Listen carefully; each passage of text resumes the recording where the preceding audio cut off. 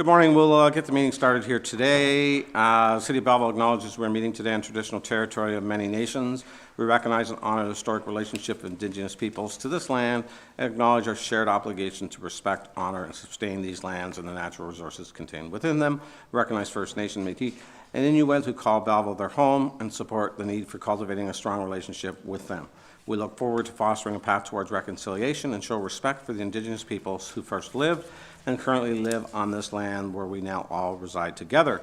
Disclosure of pecuniary interest and general nature thereof. Seeing none, I need a motion to go into Committee of the Whole. Council rise and go into Committee of the Whole at 10:02 a.m. today to hear and consider reports passing recommendations and resolutions with His Worship Mayor Ellis in the chair. Moved by Councillor Kelly, seconded by Councillor Carr. All in favor? Carried. Good morning, gentlemen. Welcome. We got you around the horseshoe today. I know, Rick, you've been around the horseshoe many a times, and Tyler, you also. So, you in your regular seat? No, I think so. We didn't put you in your regular seat. Yeah, so you look from here. Lunch will be shortly served to you. So, we'll start with opening remarks with both of you, and thank you again for your time today of coming. I know you and I and Rick and I meet quite a bit, but council doesn't see you as much, and so some of the questions today are things that they're wondering, and thank you again for participating in this meeting today. We'll start with Tyler. If you want to make some opening remarks, then we'll go to Rick and go from there. Sure, I'll be very brief. I intended to be exceedingly brief, but I gotta, because of some recent events, I'm Tyler, can you turn your mic on, please? Just like the old days. At Queen's Park, they turned them on for you. I'm just gonna put that out there. Yeah. You get comfortable kind of quick, you know. So I just want to thank everybody for inviting us here. Really appreciate the opportunity to come and speak to you today. Looking forward very much to your questions. I did want to just mention briefly that last night I was having dinner with my grandparents. They're 89 years old, and they let me know that they're very much looking forward to watching the live stream today. Unfortunately, they did have a car accident last night, and so they are both in ICU in Kingston. So at the end of the meeting, I will be going to see them, and I just want to let them know if you are watching, I'm thinking of you, I love you very much, and I'll be seeing you shortly. Sorry to hear about that. Rick, you're up. There we go.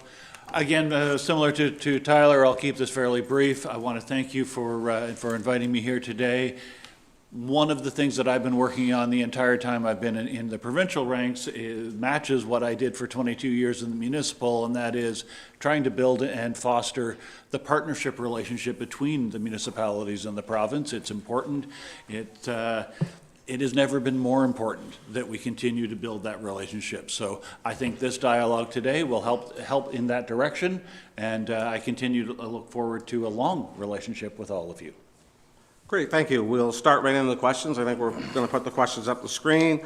The City of Belleville supports the provincial's goals to improve healthcare access, address homelessness, and increase housing supplies, and appreciate provincial investments recognizing Belleville's role as a regional service center.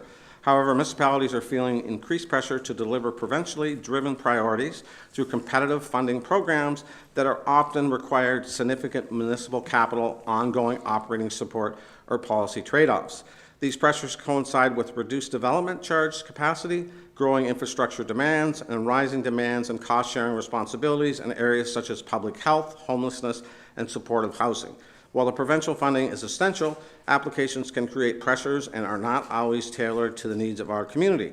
How can the City of Belleville work more collaboratively with the province to improve coordination, communication, and planning around the provincial funding programs and focus community needs to the opportunities are identified early, expectations are better aligned, and partnerships are structured in a way that advances our joint objectives without placing unsustainable financial strain on the municipality? MP also? Well, thank you very much, and there's a number of things, because I think that communication is always a two-way street. There's certainly ways that my office can be doing a better job at communication. There would be some asks that I have of City Council as well. One of them, and we just addressed it this morning, Mayor, and I'm very happy about that, is scheduling quarterly meetings. It's something that I've done a number of with Prince Edward County as well as Quinte West.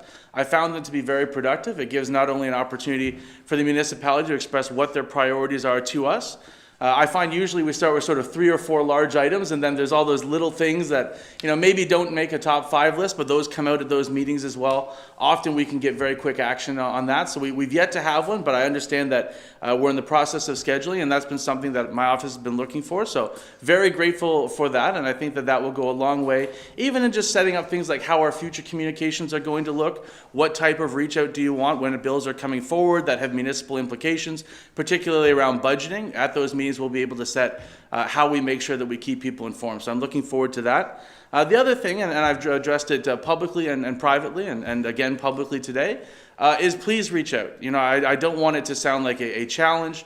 I am always available. I think everyone around the table has my cell phone number. In fact, I'm almost positive that's the case.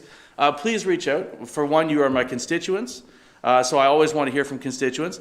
The other side of that is you are constituents that have constituents. So if you're walking through certain neighborhoods or different areas, talking to different sectors, and you're hearing things that we're not hearing, it's really important that I do hear that directly from you. It's an open invitation. You can text me, you can call me, you can schedule a meeting with my office. I do not consider a conversation with one councillor to be a direction of council or a sense of, this is the way that council wants to go, but it's important information. And certainly I think in politics, you'll find that there's things that people say to me about you that they don't say to you, and there's things that people say to you about me that they don't say to me. So it's always a great way for us to check each other's blind spots and just keep that communication open. And I think the more that occurs, the more comfortable everyone will get with it. But text, call, reach out to my office, always happy to have that happen. The third thing that I would want to bring up is around applications for provincial funding. One of the things that's really helpful for me as a member is if a municipality is applying for a program, whether it's for infrastructure or sports and recreation, transportation, whatever it might be, reach out to my office early. Let me know that something is coming or that the application has been put in, because that not only gives us an opportunity to write a letter of support on behalf of that project for the city, it also means that my staff are able to reach out to ministry staff and give them some color and commentary behind why this might be an important application, and sort of see down the road a little bit and say, listen, we're noticing some challenges with it, maybe reach back out to the municipality, get some clarity. That way we're more likely to get approved for some of these applications that are going in, which only benefits all of our shared constituents. So certainly that's one piece. The other piece, and I don't know if MPP Brzee, I always call you Rick, so the formality is getting to me a little. MPP Brzee has had this situation as well, but one of the most embarrassing things that can happen to you is a minister comes over and says, hey, I heard about this great project in your municipality, what do you think? And we haven't heard about it. Not a good situation to be in, obviously a missed opportunity. We want to be telling them exactly why that's a great project, why they should be funding it, why, if there's challenges with the application, we should be looking past that to see the greater objective behind the application. So certainly that's another thing that I would say from a communication standpoint. Please just reach out. I do have some department heads that will let us know, but in a more concerted effort, that would be great and certainly helpful for me. And I think the last piece is that, I know that MPP Brzee and I try to make ourselves as available as we can in the community.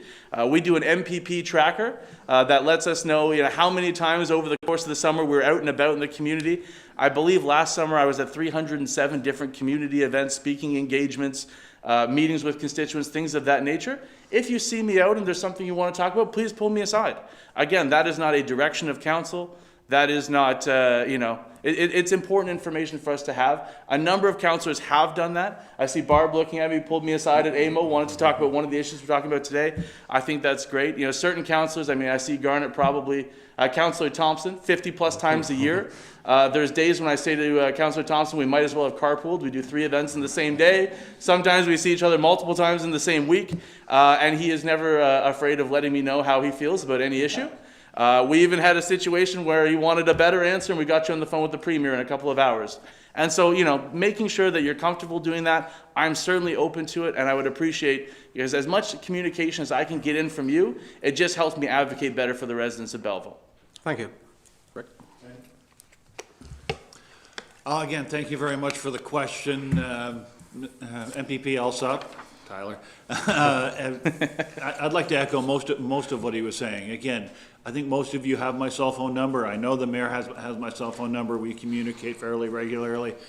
Across my riding, I've got 18 lower tier municipalities, one standalone city, and 2 counties. I have a lot of heads of council, a lot of members of council who reach out to me on a regular basis, and I would really strongly encourage you guys to do exactly the same. As MPP Alsop was saying, as far as the applications and the process around that goes, the more we can encourage you to let us know what these things are going, even the advance notice certainly allows us to advocate on your behalf, and again, we're very happy to do that. And again, my history as a former municipal member, I often felt that the applications that were going into the province took a lot of work from the staff, a lot of money goes into those application processes, and there was a sense of feeling that you dumped it into a black hole and you just never knew what the answer was. Sometimes you got the positive answer back, sometimes you just got no answer back. And it's one of the things that I've been working at with the ministries that I've been working in, and across government. I often have the ability to encourage people, encourage the ministries to have, I'll say, more information sessions. We know that with the Ministry of Health and some of the applications they've been working on, they've actually following up with the people who weren't successful to ensure that they have that conversation to improve the next application. Right? We want to encourage that. There's webinars in many ministries that they're doing webinars ahead of the application process so that the municipalities actually know what it is that the ministries are looking for. And again, strongly encourage you and your staff to participate in those, work towards those improved application. And as the member was saying, we have the opportunity to advocate on your behalf, even if it's as simple as, by the way, did you get this application? And they rifle through and, yep, we got that one, and now it's on top of the pile. It's always a good thing to be on top of the pile. We're here to support you in these processes, and we'll continue to do so. Thank you. Next question, and I know some of these predate you, Councillor Tyler, but yes, can you please provide written responses in the next couple of weeks to all resolutions and correspondence that were passed by council and sent to your office over the past few years? Please explain why no responses were provided, if you could, at this time. Absolutely, and I don't know if we have, there was a list of them that had been published at one point. I don't know if we have that available, but at any rate, there's sort of, because you're right, some of that does predate me, but there's sort of 2 sections that I'd like to look at. One is the motions that are put forward that are endorsing another municipality's motion. Those, from my perspective, are sort of like being CC'd on a long email chain. It's already going to the Premier, it's already going to the relevant minister. So effectively, that's an FYI. So it had been our policy that we would not be directly responding to those. If that is something that council wants, that they just want a yes, we've received it, certainly we can do that moving forward. But that was sort of our take on it, was that really we were being CC'd on a letter that was already being sent out, had been drafted by another municipality, and was going to the Premier and the relevant minister already. So I think that accounts for most of them. There were 2 others. One was about Loyalist College and the situation that was unfolding there. We did have a conversation with my staff about that motion when it came forward, and a lot of what was going to be put into that letter had already been public, because obviously we had 2 campaigns very close together that largely centered around what was going on at Loyalist College. So everything that was available to have been made public was public at the time. However, I did say to staff that we should be following up. I did not ensure that that occurred, and so the buck stops with me. I should have made sure that you did get a response on that one. If you'd like more details, we can certainly provide them. During that time period, though, as you know, it was a very stressful period for the college, for the staff, and for our community as a whole. I felt that it was important that there was one voice that was speaking about that issue, and it was the voice on the ground that was implementing those changes, Mr. Mark Kirkpatrick. And so I was not trying to get in the way or be unhelpful by having perhaps conflicting or different opinions, or something that is maybe more politically oriented versus what is actually going on the ground. So we did want to make sure that he was that point of communication, but certainly I did ask that staff, and probably I was not as direct as I should have been, that a response be sent out, and that didn't occur, so that is my fault. The other one, I believe, was about homelessness funding through Hastings County. Again, Hastings County Community and Human Services Committee discusses all of those items. All of that is public. That information is available, and we have members that sit on that committee. So again, in discussion with staff, I felt that that was something that effectively was already known to City Council and should have been clear in my direction to send something out, and we certainly will in the future. Yeah. And I believe at Roma, you attended with us, Yes. our delegation with Loyalist College, with the minister. Absolutely. Yeah, okay, thank you. Rick? Thank you very much. And again, my impression of those emails that are coming out that are addressed to the Right Honorable Prime Minister, in some case Trudeau and now Carney, addressed to the Premier Doug Ford, with the CC to the local politicians. My impression of that was certainly that it was for my information. I do receive all of those direct, my staff, take them in and make sure that I get to see them, right? But those conversations beyond that, again, the message was directed to the head of those two levels of government, so I didn't think there was a necessary specific response.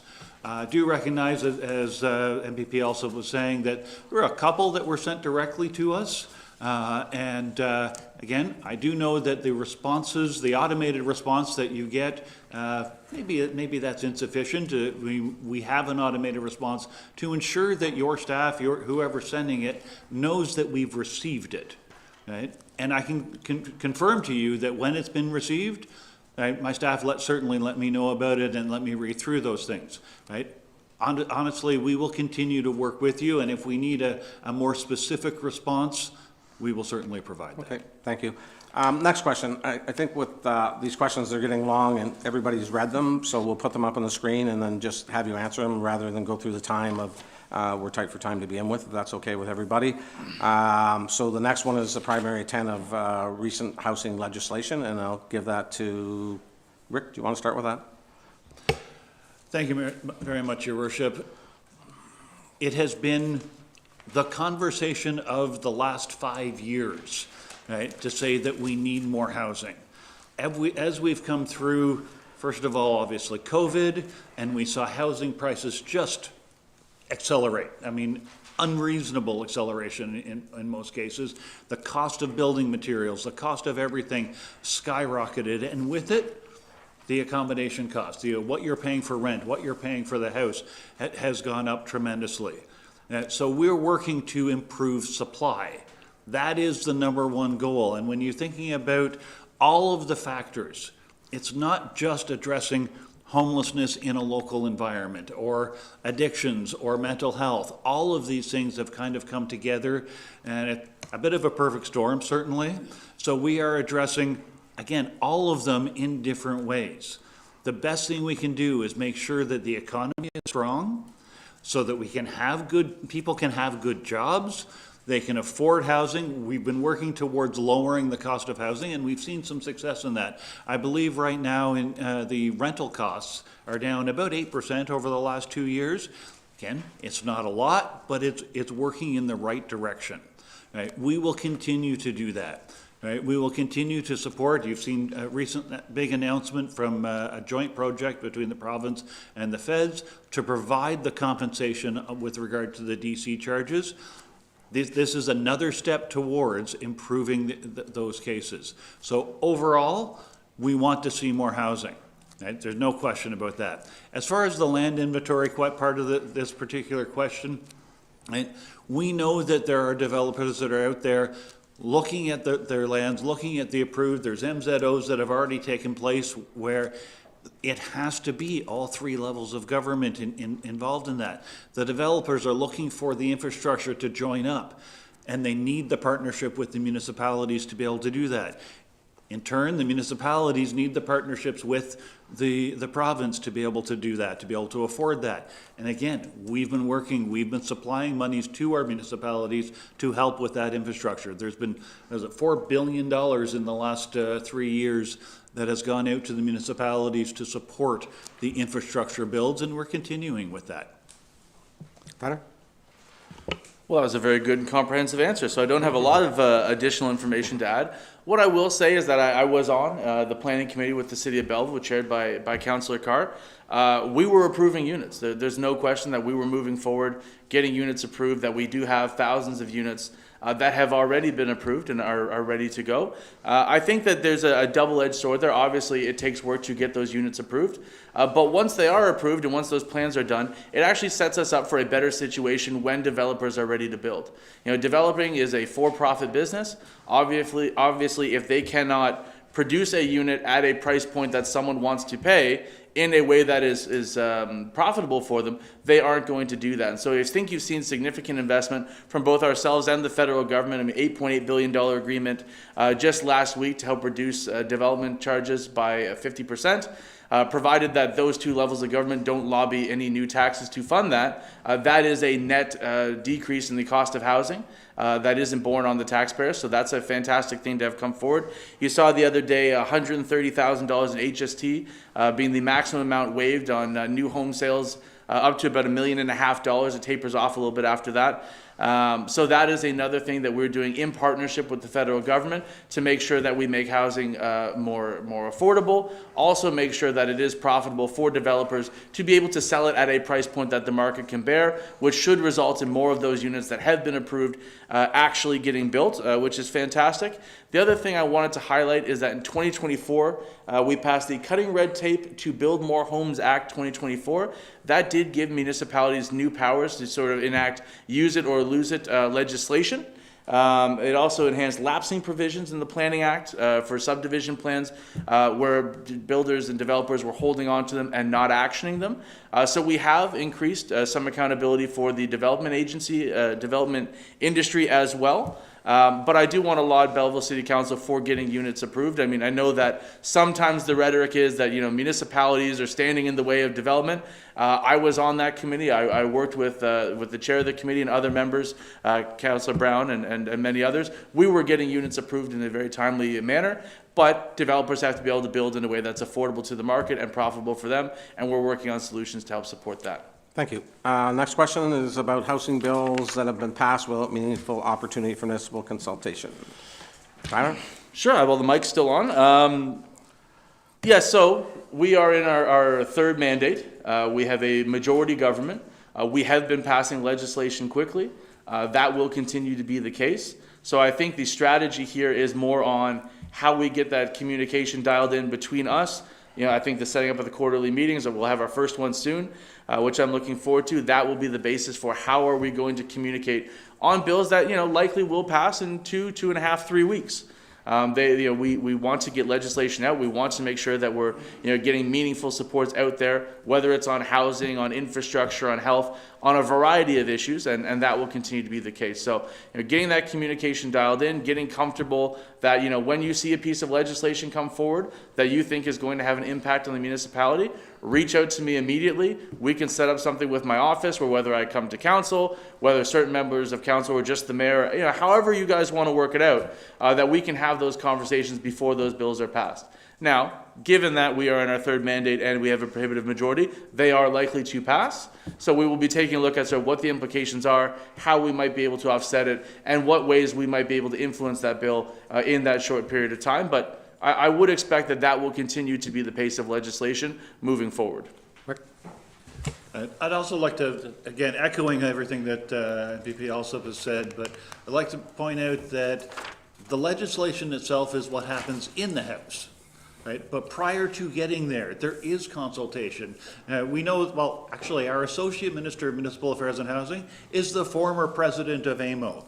There are great relationships between the provincial government and the Ministry of Municipal Affairs and Housing specifically with the heads and the team at AMO, with the heads and the team at Roma. Again, long-standing relationships, an MOU, so they have a table on a regular basis. That's what happens before the legislation is crafted and brought before the House.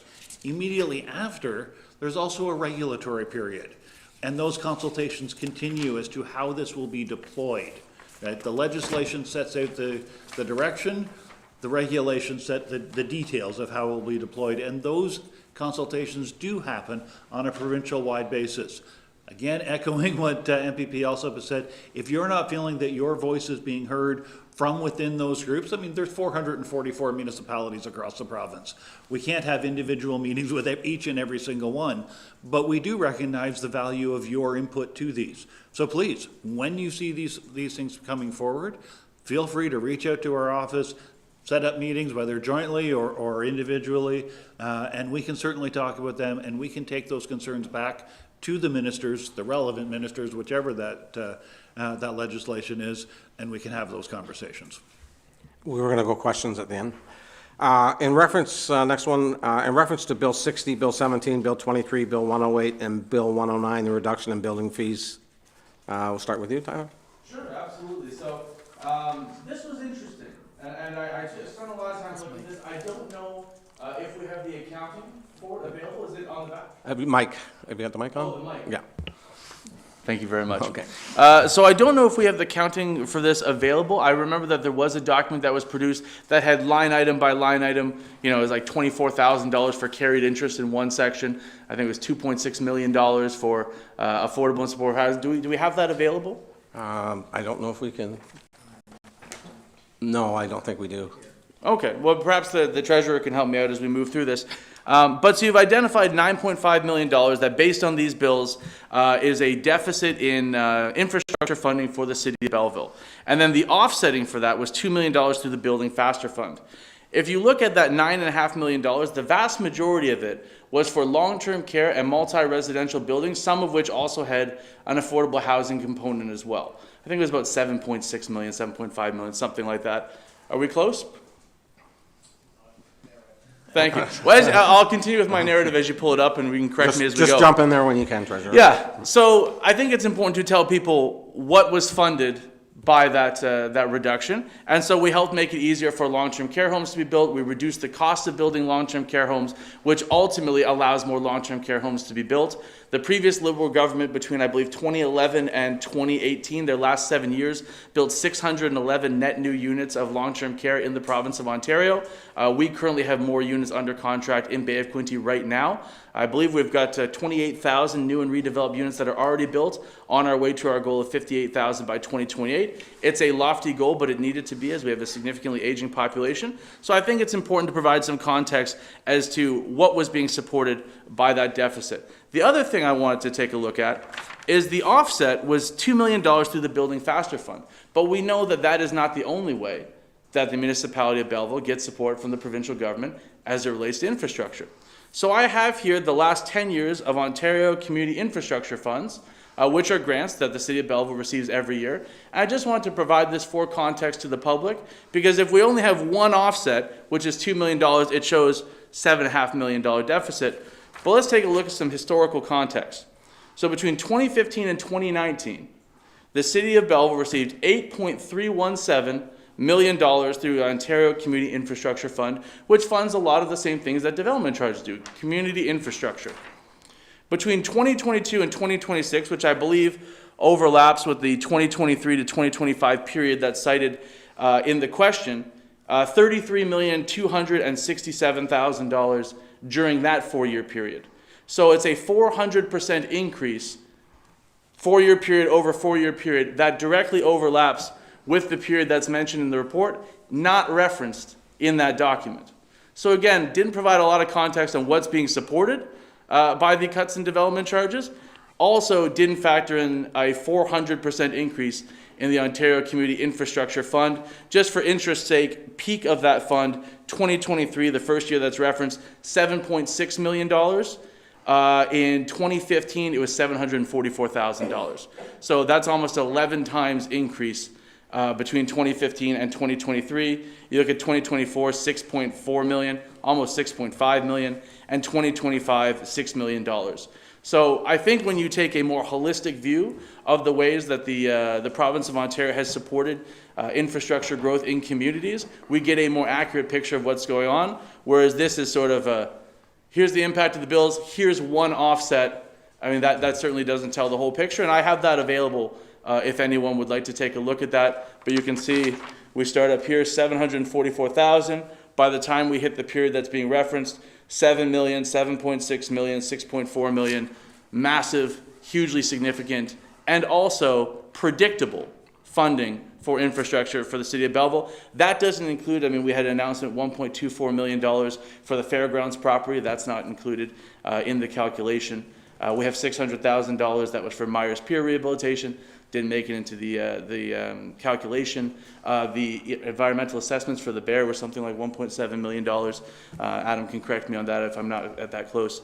That didn't make it into the calculation. So I think that when we have a more full view of the facts, you'll find that we've actually been significantly supporting the city of Belleville and infrastructure, and we'll continue to advocate for that. I'm not happy where we are now. I think that there's more to do, but to say that we haven't done more and that we have a significant deficit because of decisions made by this government, I think when you take a look at even just one additional program, you can find that that is probably not the case. Okay.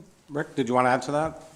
I really appreciate MVP Alsop's actual knowledge of the city of Belleville's accounts and that history certainly that he's got and coming up with those particular numbers. I just wanted to add the most recent deal that has come out, between the federal and the provincial government, the $8.8 billion, looking at 50% reductions in the development charges with full compensation to the municipalities through that program. That's the future. I mean, Tyler's referenced the past and the last few years, certainly. The future is that the reduction to the development charges, which again lowers the cost of housing, which makes it more available and deals with some of the housing issues that we're dealing with right now. But it will be at that 50% coverage from that combined federal and provincial program. Okay. Question 6, Ontario prioritizes housing initiative. Did you want to start with that, Rick? Sure, I'd say I lost track. Okay, I'll give that to Tyler if you want to start till we catch up, or? I just want to read it up here really quickly. Yeah, so the OFI and COCHI, whatever that was called, funding programs, all of these programs have been there and been available to the municipality for a number of years. We want to ensure that that's continuing. There's no doubt that it's a necessary part, but as I was saying actually to Councillor Carr a little bit earlier, it is really important that the province steps up with the funding, but the decisions are made locally at the local board level, whether that's the Hastings County level, whether, you know, whichever program that is, right? Because it provides the direction. You guys know your local environment better than we do. Right? We're looking at an overall provincial mandate. You're looking at a mandate for the city of Belleville itself. You know those answers. So we want to encourage you. We want to support you financially, but we do believe that the best decisions are made locally to decide exactly when, where, and how those funds are used. Thank you. Tyler? Absolutely, and I would, here we go. I'll get this right once by the end of this meeting, I promise. I would completely agree with MPP Brzee. I also think, you know, as you look at some of the partnerships that we've recently announced with the federal government, we're clearly committed, both levels, to forwarding housing in communities, making housing more affordable, building the homes that people need. And so while this program is absolutely ending, it's tapering out by 2028, I'm sure that there will be new programs coming forward. We've just seen that $8.8 billion agreement in the last week to help reduce development fees. We saw the reduction in HST as well. I think when you look at that supportive, you know, helping to subsidize units, making sure that that rent subsidization is in place so that units remain affordable for people, that there will likely be programs coming forward, and we'll continue to advocate for them. I know that both MPP Brzee and I have been strong advocates for housing in the area. We certainly understand that when people can't afford to maintain housing, the option is that they then lose their housing, and we certainly don't want to see any more people on the streets in this community or anywhere else in the Bay of Quinte or Hastings, Lennox, Addington, and Tantanega? No. Hastings, Lennox, and Addington. Okay, thank you. Question 7 is a courthouse question, the funding formula for the Belleville Courthouse. Did you want to start with this, Tyler? Sure, absolutely, and I want to thank Barb Enright Miller as well as Chair Heather Smith. They brought this to me a few times. They make sure it stays top of mind for me. This is something that obviously as former chair of the Belleville Police Services Board I was aware of and advocated for at the time. We continue to have discussions both between my staff and the staff of the Ministry of the Solicitor General, as well as directly with the Solicitor General about the issue. Certainly aware of it. I don't have an announceable for you today. I wish that I did. But it is absolutely top of mind, and I think that other municipalities that are using those services should pay their fair share, and then that's not a controversial viewpoint to have, and we'll continue to advocate for that. We met with the Minister at Rome about that. Yes, we did. Yeah, it was a great meeting, so. Yeah. Yeah, the boxing gloves were out. Rick? As they should be. And again, echoing what MPP Alsop is saying, you're not the only municipality that has this challenge, certainly. I mean, right over in Napanee, we have a similar concern. These things are continuing conversations. We need to improve the overall system, improve the overall formulas for these. But I can also kind of reiterate, the Solicitor General has been really, really determined to find new policing models, funding models for policing, to find new models, and well, actually been building a lot of corrections capacity across the province, and strengthening our overall police services and legal services across the entire province. We'll continue to see that, and hopefully part of that continued improvement is with regard to the courthouse costs. Okay, question number 8. Tyler, do you agree with the current funding formula for public health? Yeah, so the long-standing formula had been a 70-30 split. In 2024, we moved it to a 75-25% split, 75% province, 25% municipality. So we have taken a greater share of public health funding recently. I'm certainly supportive of that, as healthcare is a provincial priority. You also look at, I think the next question, a lot of the questions sort of have similar themes. So I think the next question certainly touches on that as well, and I don't want to over-answer then not have one for the next one. I don't know if you would be open to sort of grouping some of these questions. On homelessness, I think there's 4 or 5 questions that are largely to do with the same issues. Alto, I think there's a number of questions that, again, we can maybe answer more comprehensively if they were viewed as a group, if there's interest in that. If not, we'll go one by one. Sure, just start with this one, and then I guess go from there, and we'll see. Yeah, and so the following question, question 9, is the government said there'd be no increase to municipalities' cost and amalgamation of the health unit. And so we did provide $10.8 million in dedicated merger funding to help support that. I know there was some controversy at council recently where some of the information was not provided to council in advance of a budget vote. They were asking for 5%, I believe it went to 3%. It came out that they had a surplus, then we went to 0. And I do not appreciate how that was handled. I think that a lot more clarity could have been provided. And that's something that I will be reaching out to them about, because, you know, council needs to have the information that's relevant to the decision they were making. And I think in that respect, there was certainly a failure. But you look at another $11.6 million has been committed to Southeast Public Health in one-time funding for 2025 and 2026 to support program. So the local share from the province for Southeast House comes to about $60 million. So we have made significant investments. We'll continue to make significant investments. We have upped the share that the province pays, and we'll continue to push for greater transparency to make sure that municipalities know what is being asked of them in terms of a financial commitment and why that's relevant to the organization in a greater context. Okay, that basically touches on 8 and 9. I don't know if you want to touch on that too also, Rick? I was just going to add to that, again, a thing, MPP Alsop for putting forward the hard numbers that he's just produced.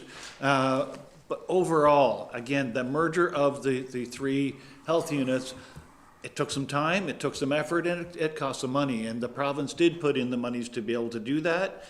And there's some growing pains with that change. I'm very confident. I know that Mayor Jan O'Neill was the head of the health unit in this area, and Deputy Mayor Nathan Townend is the head, is the new head of the joint.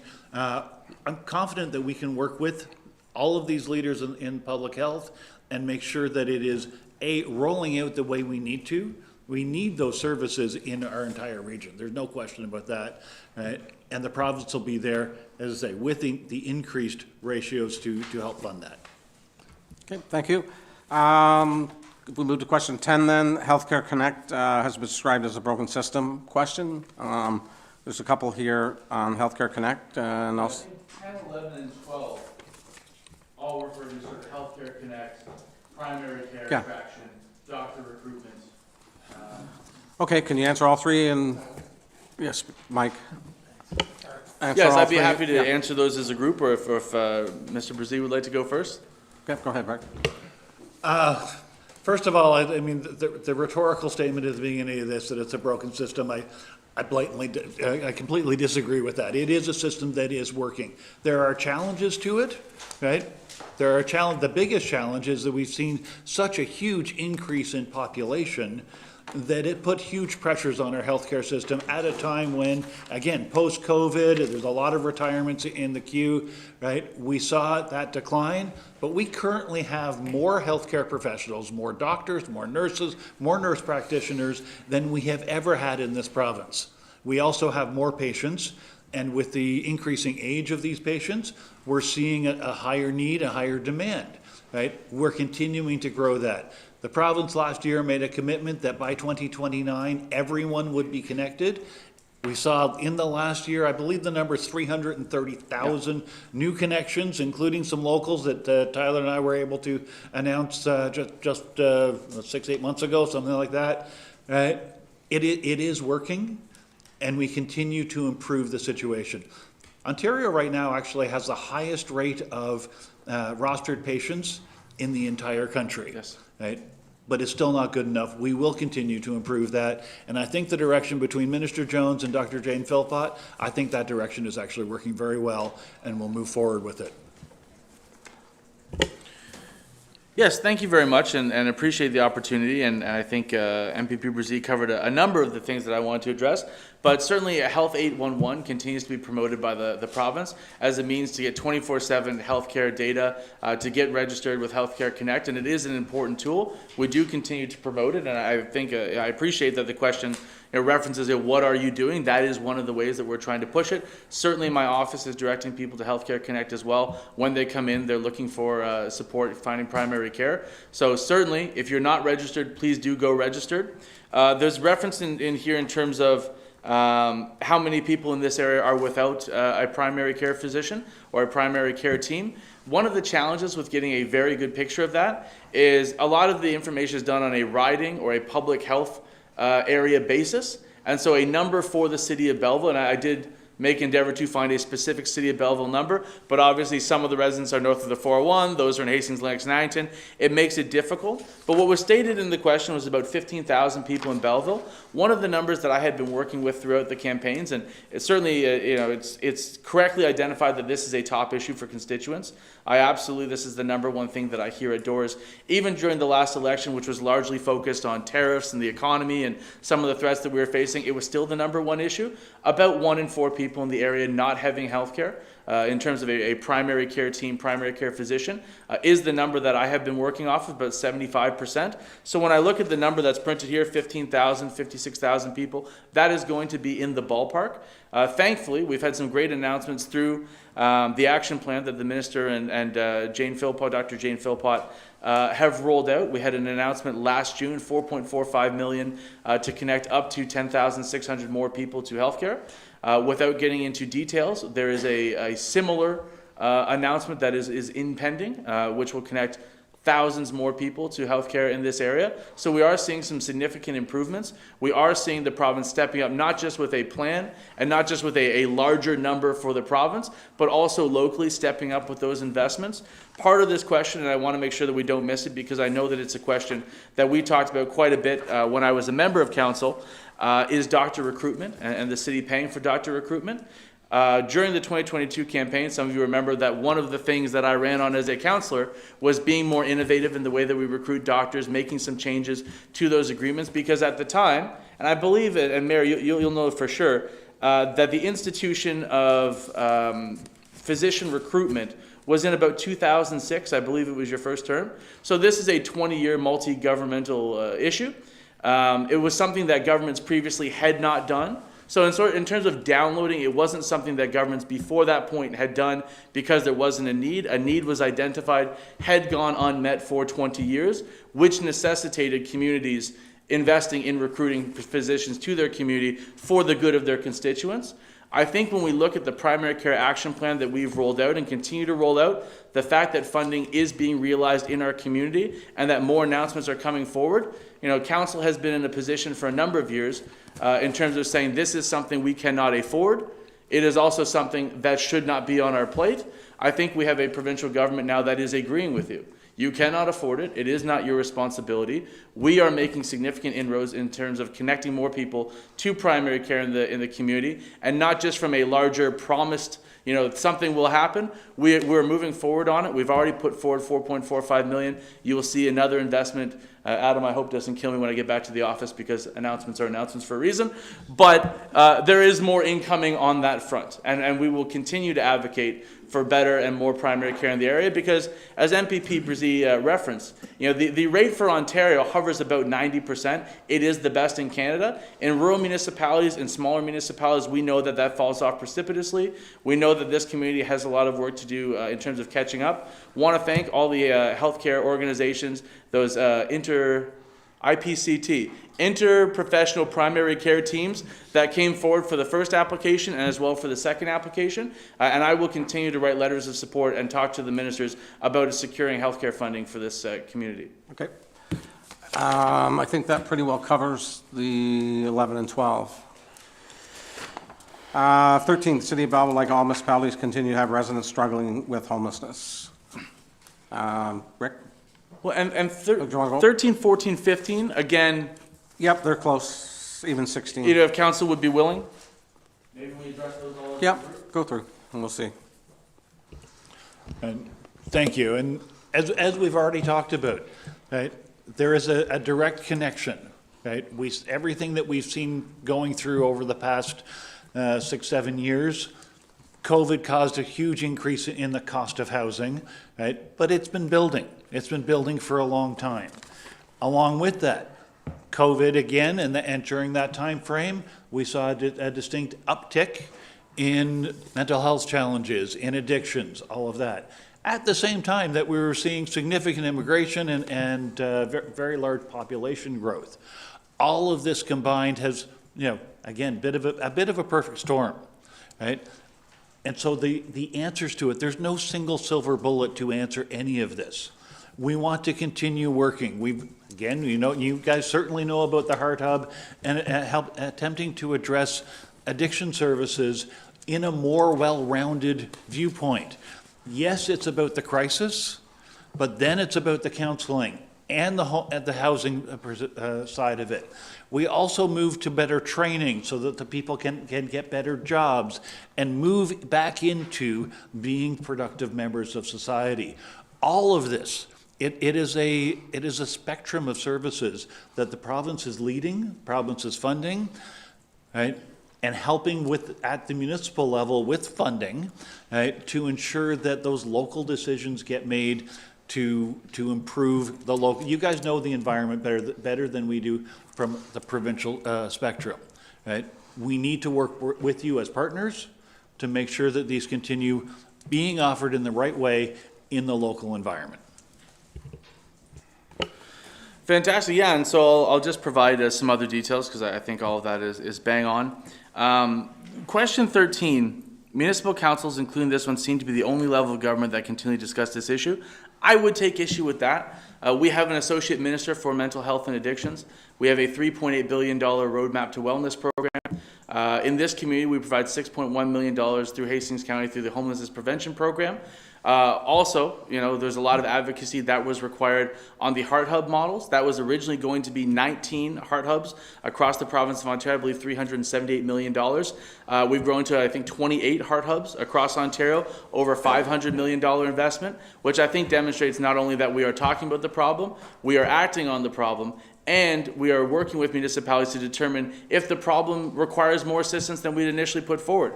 The proposal was for 19. We've added 9 additional ones, including the one in Belleville, which we hope to have fully operationalized soon. I think we're touring it this week. So I just don't think that is a fair statement, and I wanted to put that out there. Also in that question 13 references the by name list and point in time counts. Now, there's a bit of context here. So the point in time counts, if anyone wants to look up the Hastings County point in time count enumeration 2025, it provides data back to the last 3 point in time counts. And what you see is that between 2024 and 2025, there was actually a reduction in the point in time count homelessness enumerated by about 8%. It was larger in more rural areas. It was about 5% for Belleville. But again, to say that it is increasing based on the point in time count is not the case. That is not what the point in time counts show. There has been a reduction. The reduction has not been as precipitous as I would like. I'm certainly not happy that the number used to be 210, now it's 187. 119 of them are in the city of Belleville. That still continues to be too high, but we'll continue to put forward funding and continue to advocate for funding for those programs. Some of you may know that I used to be the treasurer for the Enrichment Center for Mental Health. So I have some background. I also have some lived experience with mental health issues. And what I can tell you is from a lot of those organizations, what they're asking for isn't necessarily just more funding. It's things like more program-based, less application-based funding. They're also looking for longer-term funding because often it's a 2-year window. You get the program started, you start to see results, the funding ends, you have to hope that there's a similar funding source to then restart that program, or you shelve it and bring it back later when a funding program that fits that program that was working that then got shelved can be enacted again. So there's points of advocacy, not just in terms of the total amount of money, but how it is distributed. We often talk about too many players in the space. You know, we have a amount of money that is provided. When you split that up into smaller and smaller portions, you end up with overlapping overhead that then reduces the impact of that funding. So I think that there's some work to do on that perspective as well. But I did just want to provide a little bit more in terms of the numbers. I talked about the $3.8 billion. So $6.1 million through HPP, another $6.3 million a year for the Heart Hub over 3 years. It's about $19 million in funding. We've also put forward an additional, through Hastings County as well, about $10 million a year for youth mental health funding. And so the actual number that we put forward when you factor in all of the agencies, the money for Hastings County, it's well over $20 million a year. And we can discuss whether that's the right amount or not, but I think to put forward, you know, it's $6.1 million doesn't, again, tell the full picture of the funding that's available. And even when we look at the complete number, how that funding gets doled out, what those program fundings look like, is also very important to the success of the programs in this area. And so we have seen that homelessness has stalled. It has decreased a little bit. We'll need more data from 2026 to see if that is a larger trend or if that's a blip in time. And I do want to mention for those sitting at home, point in time counts are sort of a one-day go out, count people as best as you can. It is not a great measuring stick in terms of the accuracy of it, but it is the one that we use. It is the one that's referenced in the question, and it has indicated that it has actually decreased over the last year, and we'll see if that trend continues. I certainly hope that it does. Okay. I think that probably gets us to question 16 then, on ODSP, and 17 also, basically on the similar topic. Rick, did you want to start with that? Sure. We know that ODSP funding levels and the per individual amount is a challenge. It's hard to live on that kind of money. There's no question about that. Right? However, we also recognize that for something like 20 years, it was frozen. Right? It's this government that finally gave it a 5% increase and then committed to increasing it by the rate of inflation, right? Continuously moving forward. So it will continue to climb up and climb up. The bigger challenge is the sudden increase in accommodation cost, right? When you've got only X amount of money, and all of a sudden your accommodation cost is 50% higher or whatever that is, that's been a big part of the challenge. This is why I keep coming back to the idea that there's a broad spectrum of things we need to do. We need to improve the housing numbers, the housing supply, so that the relative cost of that comes down. And with the relative cost coming down and inflationary increases on the ODSP and OW, right, we can start to see it being better managed over the long term, right? It is something that we will continue to work on. We are questioned on that on a very regular basis. I mean, a couple of the earlier questions said, you guys don't talk about this. We talk about this every day, right? Managing the people that are at their most vulnerable and making sure that they are covered and protected. Protecting Ontario means protecting everyone in Ontario, and that includes those that are most vulnerable. Did you want to just touch on this quickly, Tyler? Very quickly, there was one thing about the previous question I wanted to mention. Reference $6.1 million in HPP funding has been the same for the last 3 years.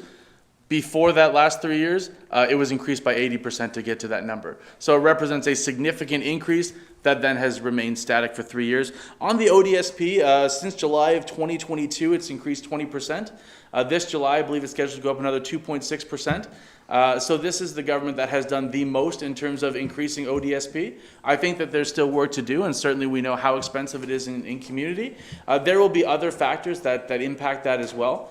We see that the number of the population growth is decreasing in Ontario because of some of the decisions that the federal government has made about student visas, about immigration targets as a whole, coming down from some of those really high marks that we were in during COVID.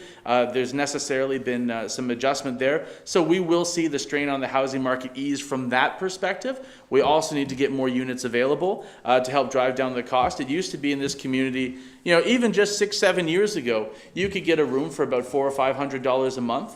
Now we see that even a room rental is well over $700-800 a month, and on the budgets that people have on ODSP, that makes it very hard to make it. And then you think about larger communities and what that means in more expensive markets as well. So certainly work to still be done, but we are doing that work.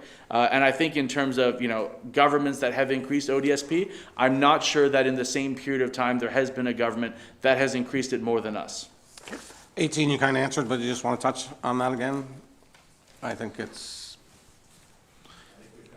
Yeah, you kind of covered that with a hard on that. 19, when will the government come forward for funding to police budgets for speed enforcement? Rick? If I may, I'm sure you're aware, and I know that the speed cameras were an issue for this municipality, as it were for, I think it's 30 municipalities across the province. Right? This is something that we looked long and hard at. Right? The speed cameras weren't working the way we wanted them to, right? And as a result, right, we eliminated them. But we also, at the same time, announced a $220 million fund to offset the dollars that the municipalities were gaining from the speed cameras, right, with the specific target of using those funds to provide traffic calming measures. My own municipal experience says that there are a lot of things that you can do, whether it's speed bumps, whether it's signage. My personal favorite is simply painting islands into the road. It makes people think the road is narrower, it squeezes things, and psychologically people slow down. It is so far more important to get people to slow down at the point in time when they're driving, as opposed to 3 weeks later when they get a ticket in the mail. Right? The funding is there. We encourage you to apply for it, and we'll help you. Again, as we talked about earlier in this meeting, right? When you're putting an application in, we strongly encourage you to put that through Tyler's office, put that through my office, and we can go and advocate for you to that end. Yeah, I completely agree with MPP Brzez's comments. Certainly I was on the committee that helped institute speed cameras in the city of Belleville. I voted in favor of instituting speed cameras in the city of Belleville. I've never ran from that decision. I happen to think that the best apology is changed behavior, and let me tell you, when I drove down Sydney Street, behavior sure had changed. I mean, it was quite fast, and then it went to 41 all day long. And so I think that there were positive results from the speed camera program. Certainly I think the revenue that was generated was important for the city as well. This is not news to anybody in caucus or anybody that knows me. I fought that fight, I lost that fight, and that's okay, and we come out as a team on the other side. $220 million of funding put forward. I believe the city has already been approved for $241,000 in the first round of funding. I would encourage the city to continue to apply for additional rounds of funding. I will certainly be putting forward to any application for funding under this stream support. Thank you very much. Long evening, not a lot of sleep. A support letter in order to help bolster those applications as well, because I think it is necessary. I have 3 young children. I have a 6-year-old twin 5-year-old daughters. I want to make sure that the streets are safe for them. I want to make sure that people aren't speeding. And so however we can do that, given the framework that we have, I will be supporting applications that make our streets safer and make people slow down. And we don't want them to slow down in the way that the one neighborhood did, where they said, please don't refinish our street because people will drive too fast on it. And then we had to move the funding to the Albion Street reconstruction because they didn't want to lose street trees and they thought the potholes kept people slower. We want to do it through legitimate traffic calming measures, and happy to support applications that come forward to that effect. Okay, thank you. Question 20 is to deal with long-term care. Did you want to take that, Rick? Well, as MPP also referenced earlier, we've actually done more than the previous 15, 20 years. In Hastings, Lennox, and Addington, there's 600 new beds. There's a similar number in the Bay of Quinte riding, right? We are encouraging and meeting the demand. We know that long-term care, there was not enough long-term care facilities. We have, through the Ministry of Long-Term Care, we have promoted, we have built, and we literally, the first one that is actually already opened over in Napanee. There's 3 more in my riding. Again, I don't know what your specific timelines are, but we've continued to build more long-term care. And with that, there have been incremental increases in the per diem. There's been increases to the meal element within the long-term care structure. Even when again, coming back to the building side, they promoted a boost to the construction phase so they could get some of that money up front to make sure that we met the current costs of construction and all that as part of their long-term agreement to cover those beds. So I think the province is working to improve our long-term care facilities, improve the structure of them, the currency of them, because a lot of them needed updating. Right? And again, I think it's about 28,000 that we're updating and about 30,000 that we're building new. So I think the province has done its job on that particular file. Great. Yeah, thank you very much. And so when I first got into government, I was the parliamentary assistant to the Minister of Long-Term Care. My first golden shovel as a parliamentarian was at an extended care home in St. Catharines, 256 units, replacing an older dilapidated long-term care home and adding some additional units as well. Very proud of the work that we did on that file.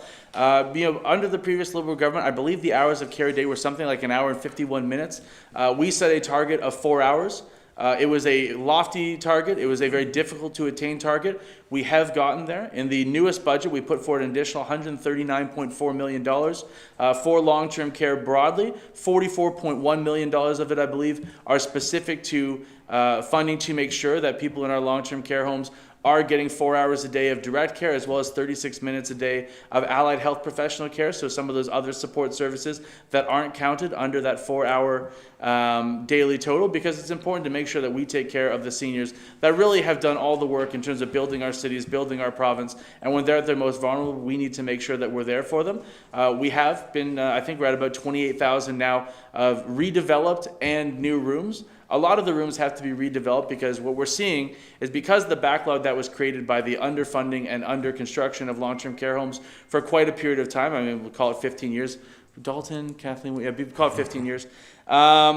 We had a significant need. The wait list had hit about 45,000 people waiting for long-term care. That meant that people getting into long-term care had much higher acuity than they did previously. So the new rooms that are being redeveloped are significantly larger to account for more mobility devices. We're also seeing more people present to long-term care with Alzheimer's and at more advanced stages because of the wait list that still exists as we continue to roll out this long-term care expansion. And so we're very focused on making sure that they also have the Alzheimer's protocols.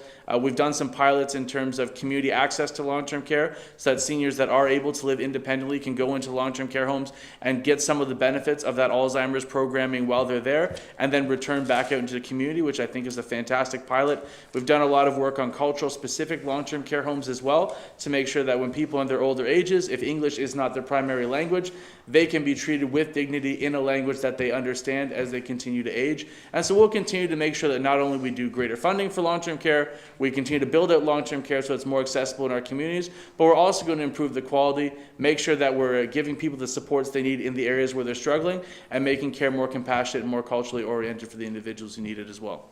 Okay, thank you. 21, and I guess Tyler, I know Matt and I have met with the ministers, and I think you were in one of the meetings.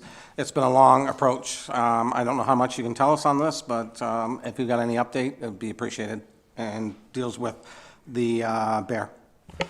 Absolutely. And first thing I want to do is commend the City of Belleville, the Economic Development Department, for the incredible work that they've done in getting shovel-ready land available. I believe it was under your council where you started the industrial park as it is now, which has drawn incredible amounts of employment. You think about Amazon and Vision Transportation, some of the new things that we have in the works, which we look forward to being able to announce soon. That has been an incredible benefit to the City of Belleville. We know how much it matters to municipalities when they have a strong industrial tax base as well, which means that a lot of the increases that need to be absorbed don't have to go on the backs of residential ratepayers because you have those large industries, large employers in your communities. It's just fantastic. As it relates to the Belleville East Arterial Road, it was the first thing that I talked to Minister Bethlen Falvey about when I met him, which was during the first campaign in September, the by-election.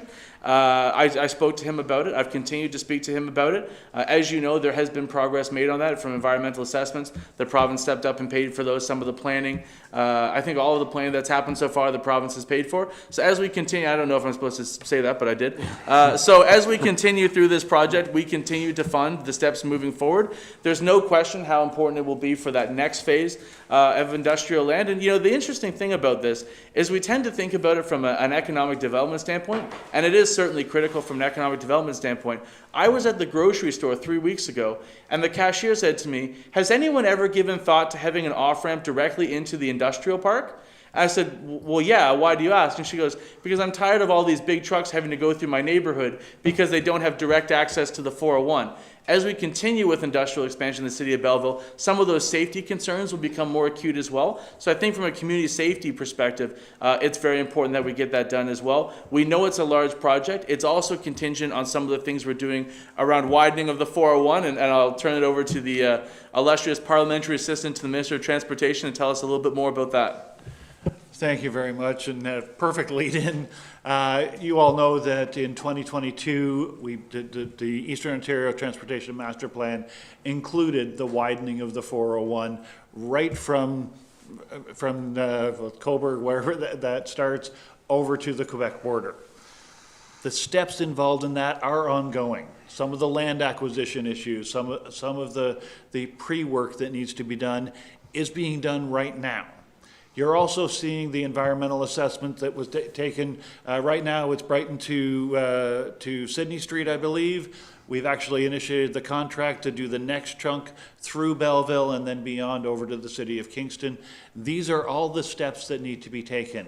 Over the next few years, what you'll see is the work on the bridges, the culverts, things of that nature to allow for that accommodation of the wider 401. Moving it to 3 lanes on each side, eventually to 4 lanes on each side. And part of those processes, a very, very important part of those processes, is working with the municipalities along the path to look at your futures. You've done your planning exercises, you've done your long-range vision. As Tyler says, that your industrial vision has gone back quite a ways and has identified the need for that arterial road. Right. Looking towards that, that's included in the processes that we're working on right now that will lead to those designs. So it's working. We're moving forward on it. Thank you. Question 22. The city has identified the Riverfront Trail extension as an important crossing link. I like it. Very, very much so. Always been an advocate for it. As some of you will know, in Riverfront Park, I was involved initially as a 12-year-old in campaigning to get the skate park built there. Did a lot of fundraising. Some of the local church groups came out and helped support us. The Quickert family, a number of others. Was also involved in getting the pump track built in that park, and so it's an area I know very well. I think it's an important connector route for walkers, for cyclists, for rollerbladers, for people who want to be active in our community. One of the challenges is crossing the 401 corridor now. I can tell you that when I was road cycling more often than I obviously am now, I would have to cross over that bridge that's right next to Home Depot. It is very narrow. It is heavily used. There's a significant amount of potholes. I'm a very experienced cyclist, and it made me nervous. You can imagine, families and people who want to get out, access some of the parks south of the 401 if they're living in some of those developments. Now north of the 401, which is a big growth area for the city, we need to make sure that people have that safe and active flow through our city. And so I've always been in support of this. I understand it's not necessarily an easy thing to do. You've got the highway here, you've got the water there, and you've got not a lot of room in between. But if there is a way to do it, I would support it. And this is something that I've been asking for quite a while, predating even being on council. I think it's an important connecting link for our city. Rick, did you want to touch on that? I'll just kind of reiterate what I just said a few moments ago about the plans to expand and work on the 401. This is the time where that connection between the municipality and the design and engagement work with the 401 is at its peak. Right? This is what we need, and you've got two local members of provincial parliament that are certainly advocates for it, and will continue to support you and support your efforts as you're describing those pieces and making sure that we can find a path within that enhanced 401 corridor. Thank you. Okay, that moves us to 23, 24, and 25, basically about conservation authorities. And we can start with 23. So why is your opinion with the recent announcement of 9 regional conservation authorities events despite the substantive feedback received from municipalities? Rick? Sure. Yeah, so I appreciate the question. Understand it's a significant shakeup going from 36. Originally, we had proposed 7. We landed at 9. And understand that the concerns that are relevant to that, particularly as it relates to local knowledge, as it relates to some of the assets and infrastructure that's in place, as well as certain conservation authorities. And I know that Mr. McNevin is right behind me. I could feel the stare. I've met with all the local conservation authorities. I certainly understand their perspectives. In my conversations with the minister, the local knowledge is going to be retained, staffing is going to be retained, and really, people will say, well, what is the problem that was trying to be addressed by this? And I think it's a fair question, and when we were taking a look at this as a group, we saw that a number of municipalities and a number of, whether it's predominantly agriculture. I mean, a lot of people think about this from a development perspective, and I don't know if you have had a similar experience to me, but I would say that the number of farmers that reach out to me, to developers, is probably 4 to 1 in terms of issues with conservation authorities. But there was a number of municipalities that had 4 and 5 and 6 overlapping conservation authorities.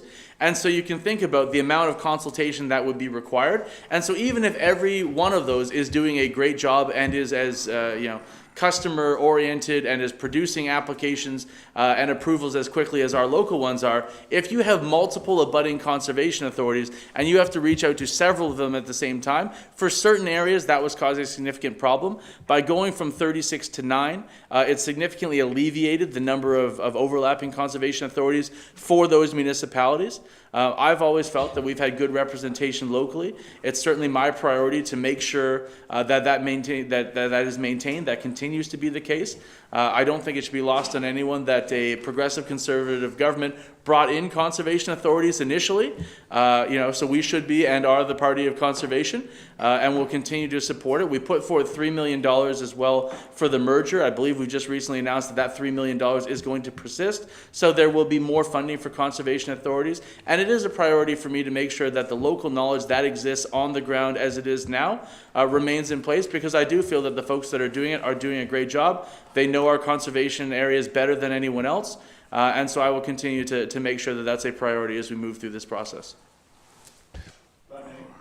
If I may add to that, we've certainly seen obviously a lot of feedback, and not just since the narrative came out last fall, but we were getting feedback from our municipal partners, and as MPP also said, from farmers, from developers, about some of the challenges with the conservation authorities. The biggest piece of it seemed to me anyway to be consistency. And with the new central agency, the Ontario Conservation, APCA, thank you, and having that fully funded, some of the paperwork, some of the online services that will be available will be consistent across all municipalities, and all conservation, regional conservation authorities. and therefore cost savings to the local version of that. With that, we've also been told that there will be local councils, conservation councils that will represent the specific, I'll call it sub-watershed.